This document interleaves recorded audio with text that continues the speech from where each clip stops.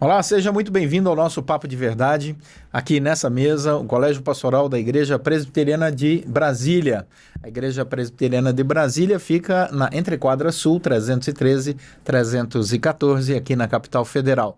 Nosso objetivo aqui no Papo de Verdade é pensar sobre a mensagem de Jesus Cristo para os dias de hoje, para a nossa caminhada. E você é muito bem-vindo nesse nosso papo aqui nessa mesa, no nosso podcast. E comigo estão a Reverendo Guilherme, que é um dos nossos pastores da Igreja Presbiteriana de Brasília, Reverendo Timóteo, Reverendo Daniel, eu, Reverendo Leonardo Sayum. Seja muito bem-vindo.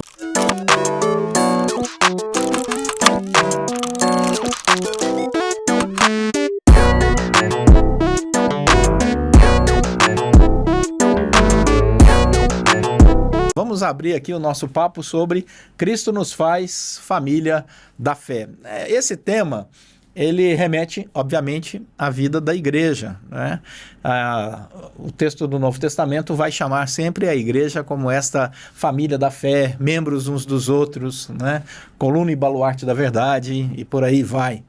E a primeira coisa que nós somos chamados para pensar como igreja no século XXI é como entender esse conceito divino de família pela fé nesse momento em que vivemos, onde a fé é tratada de diferentes perspectivas, né?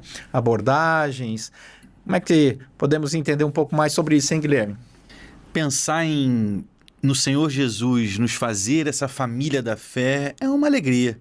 Nós somos hoje o povo do Senhor, resgatados por Ele, mas ao mesmo tempo a gente sabe que como por aí afora as pessoas podem muitas vezes não entender que fé é essa e como isso se dá, como de fato nós somos, em termos práticos, essa família.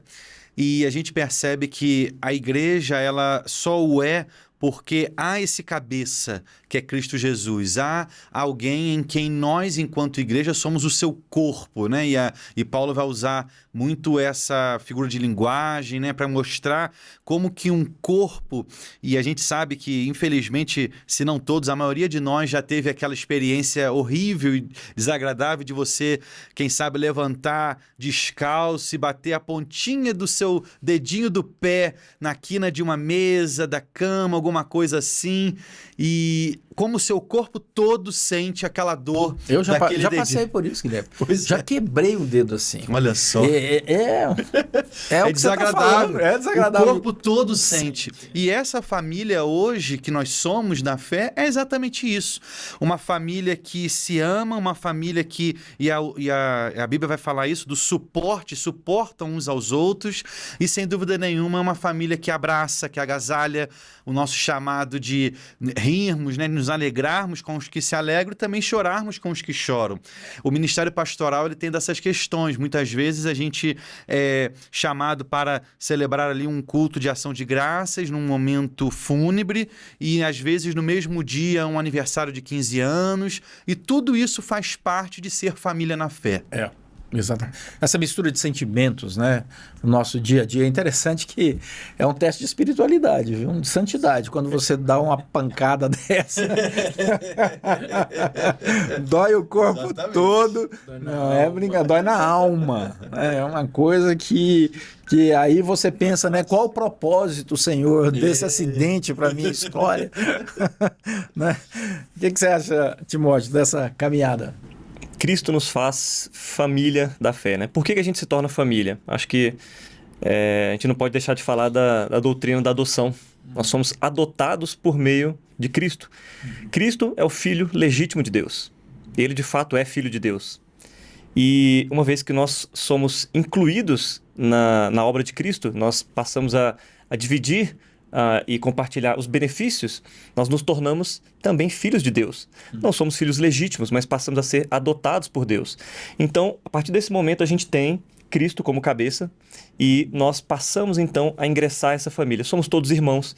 E é curioso que virou um jargão do evangélico, do cristão, né? Meu irmão, minha irmã. A gente esquece o que é isso. O que é você chamar alguém de irmão, né? Você tá ali convivendo. Irmão é uma coisa muito forte, né? A gente tenta ensinar isso, eu e minha esposa, para os nossos filhos, e falar assim, olha, vocês têm... Lembrando o pessoal do podcast que ele só tem 4 filhos. 4 né? filhos. só isso. São muitos ensinamentos. São muitos ensinamentos. Né? Uma dimensão... E a gente fala para eles assim, olha, você tem amigos na escola, você tem amigos na igreja, mas os irmãos são para sempre. Vocês têm que se amar, vocês têm que se cuidar, vocês têm que se apoiar, vocês têm que viver juntos. Não há opção de não ser amigo do seu irmão, porque vocês são, antes de tudo, irmãos. Há uma relação muito mais forte, né? Então, quando a gente olha para a igreja e não chama mais de amigos, mas chama de irmão, opa, eu deveria ter uma seriedade muito maior naquilo. Então, se eu vejo alguém sofrendo, se eu vejo alguém sorrindo, se eu vejo alguém precisando, o meu cuidado deveria ser não como quem ajuda um amigo porque acha que ele, poxa, tá sobrando aqui, eu vou te ajudar com alguma coisa, ou enfim, seja qual for a necessidade. Mas o cuidado deve ser um cuidado que demonstra um amor genuíno, porque somos irmãos e estamos debaixo da mesma família. Uhum. Essa é uma coisa muito bonita realmente do Evangelho, né? Quando nós nos amamos, né? Nos importamos uns com os outros, nos alegramos com aqueles que se alegram e sofremos com aqueles que estão sofrendo.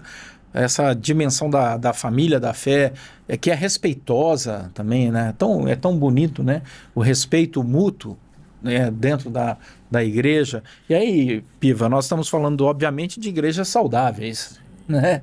Que tem esse vínculo. Porque hoje, no século XXI, temos muitas igrejas que são um lugar que a pessoa vai para assistir um evento chamado culto, né? Que tem lá alguém quase um show, animando um auditório.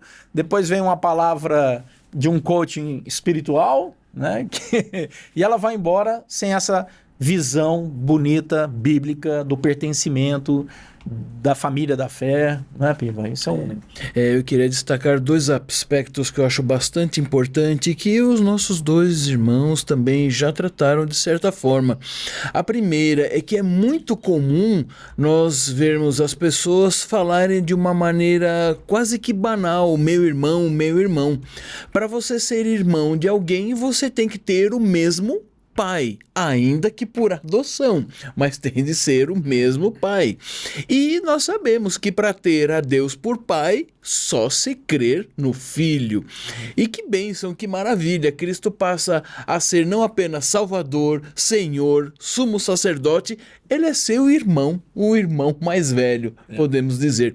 Então, a questão da família da fé, ela é inclusiva e seletiva. Você pode fazer parte, pode ter a Deus por pai, desde que tenha Cristo por Salvador. E um segundo aspecto também dentro do que o Timóteo falou, não existe a opção de não ser amigo do seu irmão. Então, o termo família dá uma ideia de unidade independentemente de qualquer circunstância, né? Assim como é tão errado dizer um pai para o filho, você não é mais meu filho, não existe. Ele pode privar de alguns direitos, mas não existe não ser mais filho. Uma vez da família da fé, você sempre será. É um lugar de conforto, é um lugar para onde você vai buscar ajuda. E o interessante é que é uma família mesmo, porque você tem aqueles que estão focados, aqueles que são animados, e você tem todos os encrencados que uma família tem. E quando não, somos nós mesmos a ser os encrencados dessa família. E nisso tudo nós vamos nos moldando, aprendendo a paciência de Cristo para nós. Então, uma igreja genuína é a que confessa Cristo como Salvador, tem o Pai Celeste como o Supremo Pai e sabe viver nas diferenças e com as dificuldades de cada um. É uma coisa muito interessante no conceito de família, é que você nunca é uma família sozinho, não é? Você tem que se relacionar com alguém, mesmo que seja uma só pessoa, não é? Você está se relacionando ali, vamos pensar, por exemplo, um casal sem filhos que muda para uma ilha que não tem mais ninguém. Ainda assim é uma família. Está ali numa ilha, nossa família está ali.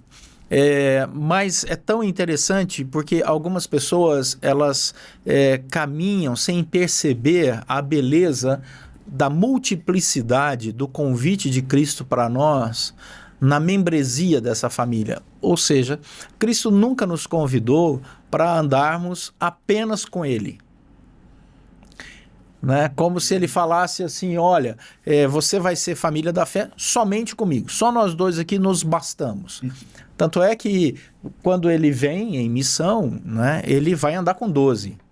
Né? Tinha um que era o traidor, né, mas ele está andando ali com o seu grupo. Né? Então, no mínimo 11, né, que pertenciam de fato à sua história, e outros que vão sendo agregados na jornada. Né? Então você tem Marta, e você tem Lázaro, e você tem tantos outros amigos, né, que vão chegando e vão se tornando irmãos e irmãs de caminhada nessa grande família da fé na época de Cristo Jesus. Então, isso já mostra que o projeto de Cristo para a igreja é de uma família com multiplicidade de membros, e não apenas uma pessoa. Porque hoje nós, diante da tecnologia, da facilidade que as pessoas têm de assistir um culto pela internet, né, a pessoa pode ficar em casa assistindo um culto lá na internet, ela pode até mudar de pregador de igreja, né? Um domingo eu vou para São Paulo, um domingo eu vou para Minas Gerais, um domingo eu quero ouvir um sotaque nordestino, outro domingo, né, um sotaque do sul. E aí ele diz, não, eu pertenço a essa família da fé, mas na verdade ela precisa reavaliar o seu conceito, porque família não é um objeto de consumo, é de participação, parceria, serviço, amor, relacionamento, não é? Então, nós caímos nesse perigo, principalmente depois da pandemia, que ficou tão, né, fácil o acesso, né, às tecnologias digitais e essas plataformas que foram criadas de vídeo, como nós estamos usando essa aqui hoje, e que são maravilhosas, mas é uma armadilha. É uma armadilha, porque a beleza da família está em você conhecer outras pessoas com outras características, mas que têm o mesmo pai, o mesmo princípio, o mesmo valor. E veja, Reverendo, dentro até dos que você colocou, eu estava já pensando sobre justamente o momento da pandemia que nós vivemos. Como foi um momento para nós difícil quando então nos colocamos distantes uns dos outros. E aí, no caso nosso, em termos de família da fé, muitas igrejas não puderam abrir na época. Fomos obrigados também a viver assim durante alguns meses sem nos congregar, sem nos reunirmos ali em algum lugar, mas de forma virtual, o culto sendo ali transmitindo. Mas como a gente sabe que espiritualmente falando nós perdemos a comunhão, perdemos ali, e aí a gente sabe bem, a própria ceia tão importante para nós, fomos tolhidos também de participar nesse momento. Ou seja, ser família, como você coloca bem, não é viver exatamente ilhados, mas como você coloca, mesmo em uma ilha, nós temos irmãos, nós temos pessoas que vão conosco caminhar. E a gente lembra, por exemplo, também de forma muito clara, a igreja perseguida, que, sem dúvida nenhuma, são lugares em que você está reunido num determinado lugar, por vezes você não tem essa liberdade, mas são pessoas que de alguma maneira se organizam, que de alguma maneira se suportam, que de alguma maneira vão ali se ajudando para que o evangelho continue a ser espalhado, propagado para a glória do nosso Deus. Uma coisa interessante da pandemia era a saudade, né, que nós tínhamos de encontrar os irmãos, né, da igreja, a grande reunião da família da fé, e quando foi retornando os cultos presenciais, né, a alegria de entrar numa igreja e rever ali aquela pessoa pessoalmente, né? Você olhava e tal, ainda não podia abraçar. Mesmo distante, mas o olho já via. E com máscara, né? Mas aí você distante, com máscara, já sentia aquela alegria, né? Estamos voltando, né? E quando as igrejas reabriram, né? Aí de maneira já livre, que todo mundo pôde sentar mais perto um do outro e se abraçar, conversar, a alegria tomou conta, né? E também um outro aspecto interessante da pandemia, que as igrejas mostraram o que era ser família de fato. Eu me lembro, né, que algumas senhoras, alguns senhores que moravam sozinhos, que já tinham perdido, né, todos os membros da sua família de sangue e estavam morando sozinhos e que eram do grupo de risco, né, não podiam de jeito nenhum nem pensar em sair, o quanto a igreja, a família da fé, foi família de verdade nesse momento. Eu me lembro de irmãos e irmãs que telefonavam para essas pessoas no Brasil inteiro, né? Diziam assim, escuta, como é que você está fazendo para fazer compra? Porque também muitos não tinham acesso ali para fazer online o pedido, né? E a pessoa dizia assim, não, eu tô sem fazer, eu tô comendo o que tem aqui em casa e tal. Não, então vamos fazer o seguinte, nós vamos passar aí, você passa um bilhete por debaixo da porta com a lista, nós vamos fazer a compra no supermercado, higienizar, colocar na porta da sua casa e você abre e pega. Rapaz, isso foi bonito demais. Isso foi marcante demais, né? A família da fé num momento tão triste na história da humanidade. O amor em ação mesmo. O amor em ação, né? Prática e efetiva. É isso mesmo. Porque também é muito fácil dizer que faz parte da família, mas na verdade você tem um grupo de amigos com quem você mais se relaciona, fica ansioso por vê-los, mas ainda é aquele grupo.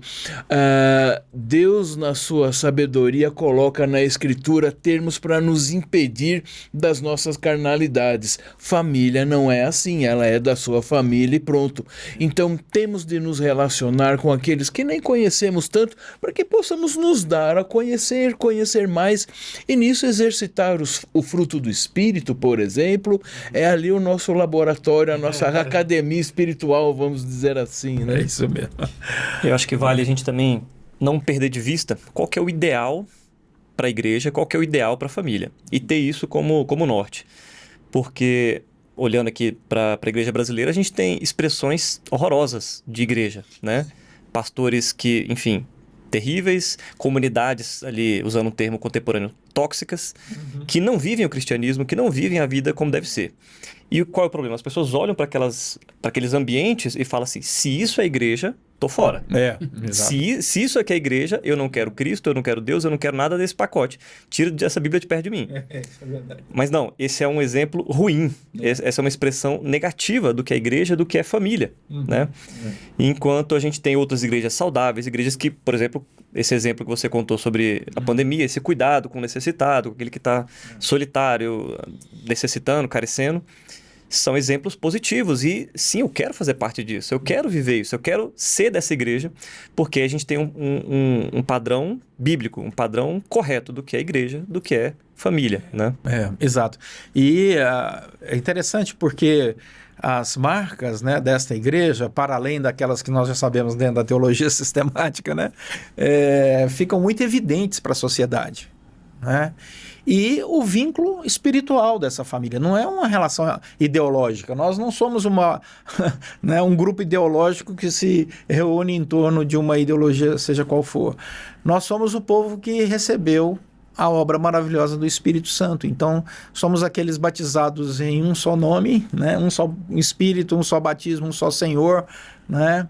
Que é o Deus maravilhoso, triuno, e que nos resgata das trevas para a maravilhosa luz. Então, nós temos uma linguagem espiritual e uma identificação espiritual que vai para além da social, né? Vai para além da social. É um vínculo espiritual que une. Portanto, essa família, ela para orar. Todo mundo se cala ali, né? Quando um está orando, né? E falando ao Senhor e representando, né? A comunidade, a família da fé diante de Deus na sua oração e assim por diante. Então, eu penso nisso, Guilherme, que é uma dimensão que nós não podemos perder, né? A dimensão da espiritualidade que nos une pela graça, obra do Senhor em nós, nos fazendo esse povo com um só batismo, um só Senhor, e assim por diante, não é? Com certeza, Rev, e algo que me vem muito à mente é pensar na configuração da nossa cidade de Brasília. A maioria de nós não somos daqui. Nossos familiares vieram, ou mesmo nós que já começamos aqui a desenvolver aqui a nossa família, e a gente começa a perceber que efetivamente a igreja faz esse papel de uma família como um todo. Você pensar o almoço de domingo, você pensar, por exemplo, alguém que eu precise de alguma maneira me auxiliar numa questão hospitalar, e enfim, você começa a entender que existe um povo, e aí eu digo aqui na nossa cidade, mas aonde quer que nós formos. Geralmente a gente tem, né, muitos irmãos que se mudam e tudo. A primeira coisa, pastor, onde é que tem uma igreja lá que eu possa congregar? Por quê? Porque a gente sabe que ali é como se fosse de fato um porto seguro. As pessoas que estão ali em amor, com alegria recebendo, temos irmãos inclusive fazendo aí provas, né, de vestibular para outras faculdades e outros lugares, outros estados, e muitos nos procuram, e que bênção quando eles retornam e falam: olha, pastor, fui lá naquela igreja e foi muito bom, foi muito bem recebido, conversamos com o pastor. Quer dizer, isso nos mostra que ser família não é uma coisa exatamente regionalizada, mas é o sangue de Cristo que nos une, né? É interessante que alguns levam isso de fato como tão importante e as últimas consequências, que quando cogitam em mudar para algum lugar, primeiro pesquisam se tem uma igreja fiel à Escritura, saudável, para então cogitarem se ali seria um bom lugar e não o inverso, né? É essa beleza da família, e que é global, né? Como você acabou de falar, qualquer cidade, qualquer país, você chega, se identifica, né? E você entra em um culto, em outra língua, em outro país, você já se sente em casa, né? Você reconhece hinos que você canta na sua língua sendo cantados em outro idioma, né? E você já está aprendendo ali, já canta junto e vai criando esse vínculo maravilhoso. E aí, por incrível que pareça, o nosso tempo já voou, um papo de verdade, e fica aqui as nossas considerações finais, né, sobre esse tema maravilhoso, Cristo nos faz família da fé. Para aqueles que estão nos ouvindo aqui, qual seria a nossa mensagem para que eles pudessem refletir sobre esta beleza desse convite irresistível de Deus para fazer parte dessa família da fé? Vou começar com o Piva aqui nas suas considerações finais, Piva. Pense, não há família da fé que não demande você estar presente. Então, não há lugar para o desigrejado, não há lugar para o seletivo apenas de alguma coisa. É família mesmo. Vá, frequente, dobre-se, vale muito a pena, o resultado é maravilhoso e você poderá receber tudo aquilo que você precisa e terá a grata oportunidade de servir e dar também a outro para a glória de Deus. Isso. Minha palavra final é que, como você disse, vale a pena, né? Isso que esse ambiente que Jesus Cristo idealizou é um presente para nós. Não é uma dor, não é uma dificuldade, não é um esforço que a gente tem que fazer, mas é um presente que a gente pode usufruir, desfrutar, e tem que ser feito de corpo e alma presente, né? A gente tem que estar ali entregue e convivendo e aprendendo e conhecendo, e vale a pena. E no meu caso, eu penso também como uma grande responsabilidade nossa, de olharmos também os nossos irmãos que estão à nossa volta e, de fato, caminharmos com eles, né? Aí a gente sempre pensa que a igreja não são eles, mas nós somos a igreja. Então, esse senso de pertencimento. Então, se envolva, participe, olhe ao seu redor como as pessoas estão, para que todos possamos juntos caminhar efetivamente buscando a Cristo Jesus como o nosso Supremo Salvador, como Supremo Senhor e nosso suficiente Salvador. E também, queridos, olhando firmemente para Ele. As lutas virão, as dificuldades vão nos chegar, mas que a gente continue olhando para esse alvo que é Cristo e a sua glória. É isso aí. Encerramos aqui o nosso Papo de Verdade com um convite para você. Não importa o lugar que você esteja, procure uma igreja boa, saudável. Se em algum momento da sua história você se decepcionou com alguma igreja, não se afaste desse grande projeto do Senhor. Procure um lugar saudável, uma igreja saudável para se integrar de maneira verdadeira na família da fé. Que Deus te abençoe e até a próxima.